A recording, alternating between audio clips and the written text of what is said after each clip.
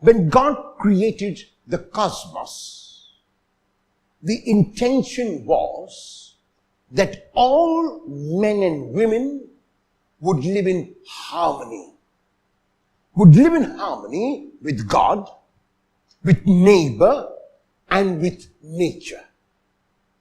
As time went by, the selflessness that God envisioned became individualism, became concern for the self to such an extent that the neighbor was forgotten, that all others were forgotten, and the self was counted as all important.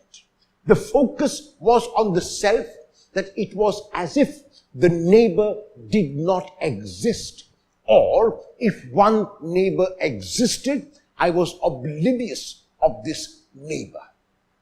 Time went by, and things began to deteriorate even further. And this is the theme of the readings of today, when God says in the first reading that He has to come again to gather all the nations together. God will make no distinction whatever between color and caste and creed and religion, because it is God's intention that the whole human family should be one. The distinctions that we sometimes make between this group and that group is resulting in a break and division in the human family.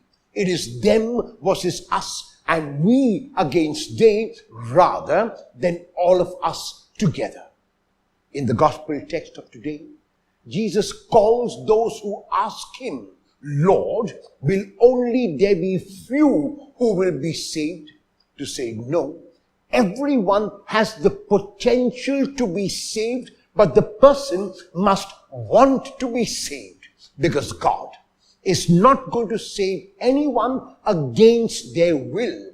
God is not going to force anyone to come to His kingdom. God is not going to force anyone to be part of this beautiful family which lives in harmony. That decision has to be made by each individual and alone. That is why in the gospel of today, Jesus exhorts His disciples and those listening to Him to enter by the narrow door. What does it mean to enter by the narrow door? The broad door, Jesus says, is a door along which many would like to go because they imagine that life there is easier. It is easier to live a self-centered life. It is easier to live a selfish life. It is easier to live a life in which I keep accumulating and gathering without sharing. The narrow door is the door of the gospel, of the good news, which shows that God is father and mother of every human being, and which shows, therefore, that every human being is my brother and sister and mother and father.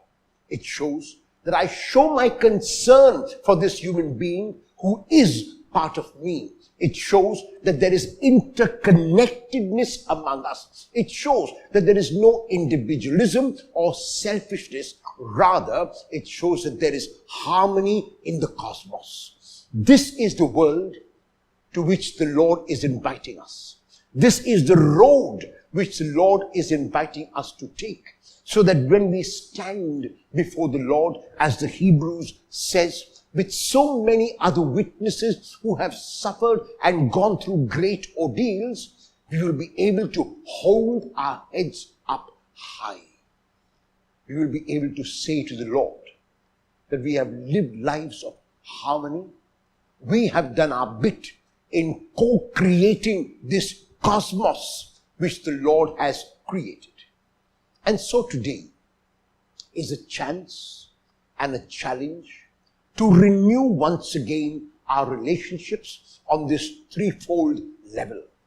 To renew our relationship with God, first of all, by acknowledging that for everything and anything we are dependent on God. By realizing that we are not independent, not merely individuals, but individuals of one large family which the Lord has created, the human family. The second level on which we renew our relationships is the level of other human beings around me. I look at them with love. I look at them as brother or sister. I look at them as living together in harmony in this beautiful cosmos which we have been entrusted with.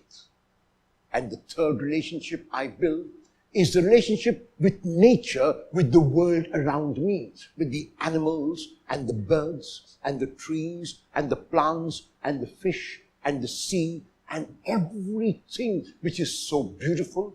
I live in harmony with that, which means that I do not destroy unnecessarily. I do not overuse unnecessarily. I do not use selfishly.